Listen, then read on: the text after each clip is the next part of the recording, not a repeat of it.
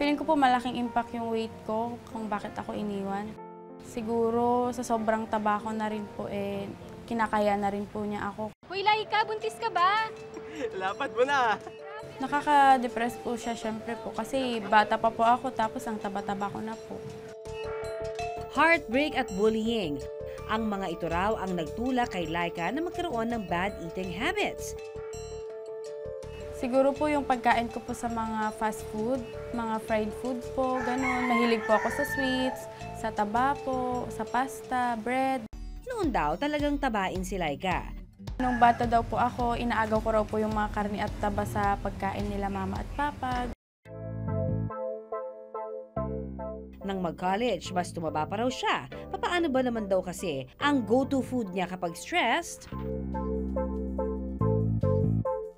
Bali, nung college po ako, mahilig po kasi ako kumain sa fast food. So, nakaka 2 to 3 cups of rice po ako doon.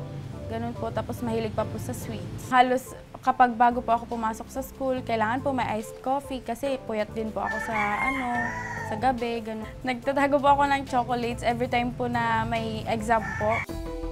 Kaya hindi raw nakapagtataka na ang kanyang timbang ay nag-shoot up sa 176 pounds.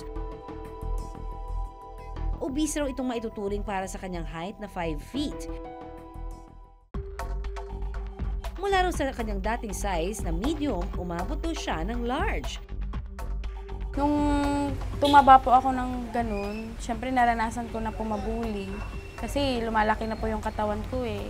Tapos nung sobrang taba ko po, hindi ko rin po nasusuot yung mga gusto kong damit, mga sexy, ganun.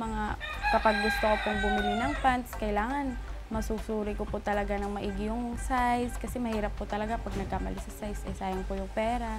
Lalo po pag nakakita po ako ng payat na babae, ganun, parang nainggit po ako, buti pa siya payat. Samantalang ako, hindi ko malang masuot yung mga ganun.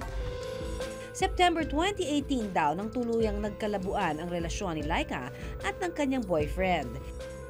Feeling ko po malaking impact yung weight ko kung bakit ako iniwan, kaya siguro sa sobrang taba ko na rin po kinakaya na rin po niya ako. Kasi ang taba-taba ko na po talaga parang manang na po ako tingnan, parang hindi na po ako dalaga, unlike nung mga ibang babae dyan, ang papayat, sexy. Tuwing gabi po ang eating habit ko po, lalabas po ako with friends, tapos may konting kainan din po doon, tapos inuman. So yun po, halos na ulit-ulit po yun gabi-gabi. Buti na lang at isang araw ay nagising siya sa katotohanang may kailangan siyang baguhin sa kanyang sarili. Sinimulan daw niyang gayahin ang mga exercise video clips na nakita niya online. Doon ko po naisip na wala naman po akong pagkakaabalahan, bali bakasyon naman po. Start ko na lang po na i-focus po sa sarili ko, baguhin ko na lang po lahat, mga eating habits ko po, ganun po, with exercise na po. Pati ang kanyang diet, binago niya na rin. Nag-focus daw siya sa mga pagkaing mababa sa carbohydrates. Kinalaunan, sumabak na rin siya sa pag-gym. After 3 months po, nung medyo pumayat na po ako, doon lang po ako nag-start mag-gym. Once a week po kasi busy po ako sa school. Sinimulan ko na pong mag-exercise like Zumba po, tapos nag-random exercise lang po ako ng cardio, ganun, squats po, for butt. Kaya raw nakamamangha ang transformation na nangyari kay Laika. Dahil sa loob lang ng halos 5 buwan, ang dating 175 pounds naging 123 pounds. Mula sa 34 inches na waistline, amazing na 27 inches na lang ito. Nagugulat na po sila na, ay, kaya ko po pala pumayat. Tapos, minsan po hindi na po nila ako makilala kasi sobrang pumayat na po talaga ako, na ang ganda mo na, ang payat mo na, ang sexy-sexy mo na. From baboy, ang tawag na nila sa akin sa school, sexy.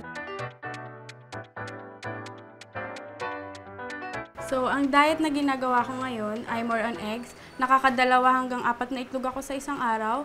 Tapos sa iniinom naman ay green tea. Kahit daw na-achieve na ni Laika ang kanyang desired weight, tuloy pa rin siya sa kanyang pag-workout mula sa bahay sa umaga. Aba, sumasabak din daw siya ng gym sa gabi. Pag nasa gym ako, ang una kong ginagawa ay biking. Ginagawa ko to for 10 to 15 minutes for legs and cardio. Pagkatapos ng biking, dito naman ako sa rope triceps press down. Ginagawa ko to ng 12 sets, 3 repetition for triceps. Naniniwala si Laika na everything happens for a reason. Dahil sa bukod daw sa may dumating na bagong pag-ibig, isang malaking life lesson daw ang kanyang weight loss journey.